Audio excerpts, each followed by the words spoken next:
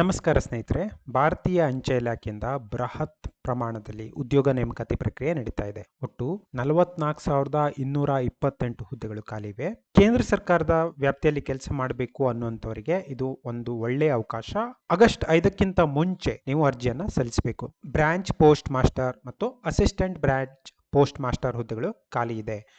ಇವುಗಳಿಗೆ ಅರ್ಜಿ ಸಲ್ಲಿಸುವುದು ಹೇಗೆ, ಅದಕ್ಕೆ ಬೇಕಾದ ವಿದ್ಯಾರ್ಹತೆ, ವಯೋಮಿತಿ, ವೇತನ ಮತ್ತು ಇತರ ನೇಮಕಾತಿ ಪ್ರಕ್ರಿಯೆಯನ್ನು ಈ ವಿಡಿಯೋದಲ್ಲಿ ತಿಳ್ಕೊಳ್ಳಿ. ಈ ಹುದ್ದೆಗಳಿಗೆ ಅರ್ಜಿ ಸಲ್ಲಿಸಬೇಕಂದ್ರೆ ಯಾವುದೇ ಶಿಕ್ಷಣ ಮಂಡಳಿಯಲ್ಲಿ 10ನೇ ತರಗತಿಯಲ್ಲಿ ಪಾಸ್ ಆಗಿರಬೇಕು.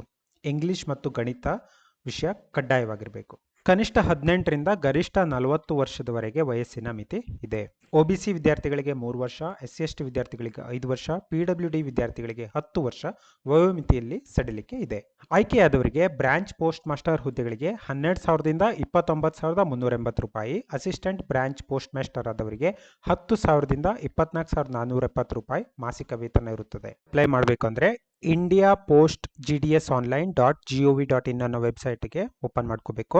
ಅಲ್ಲಿ ರಿಜಿಸ್ಟ್ರೇಷನ್ ಅನ್ನೋ ಲಿಂಕಲ್ಲಿ ರಿಜಿಸ್ಟ್ರೇಷನ್ ಅಂತ ಕ್ಲಿಕ್ ಕೊಡಬೇಕು. Mobile number, email ID, name, father's name ಮತ್ತು ಇತರ ಡೀಟೇಲ್ಸ್ಗಳನ್ನು ಫಿಲ್ ಮಾಡಿ ಸಬ್ಮಿಟ್ ಅಂತ ಕ್ಲಿಕ್ ಮಾಡಿ. ಒಂದ್ಸಲ ನಿಮ್ಮ ಅಕೌಂಟ್ ರಿಜಿಸ್ಟರ್ ಆದಮೇಲೆ ಇದೇ ಲಿಂಕಿಗೆ ಬಂದು ಅಪ್ಲೈ ಆನ್ಲೈನ್ ಅಂತ ಬಂದು ಅಪ್ಲೈ ಅಂತ ಮಾಡಬೇಕು. ಅಪ್ಲೈ ಆದಮೇಲೆ ಅದರಿಂದ ಬಂದಂತಹ ನಂಬರನ್ನು ನೀವು ನೋಟ್ ಮಾಡಿ ಇಟ್ಕೊಂಡಿರಬೇಕು. ಅಭ್ಯರ್ಥಿಗಳನ್ನ ಅವರು 10ನೇ ತರಗತಿಯಲ್ಲಿ ಪಡೆದಂತಹ ಅಂಕ ಅಥವಾ ಪರ್ಸೆಂಟೇಜ್ ಆಧಾರದ ಮೇಲೆ ಆಯ್ಕೆ ಪ್ರಕ್ರಿಯೆಯನ್ನು ನಡೆಸ್ತಾರೆ.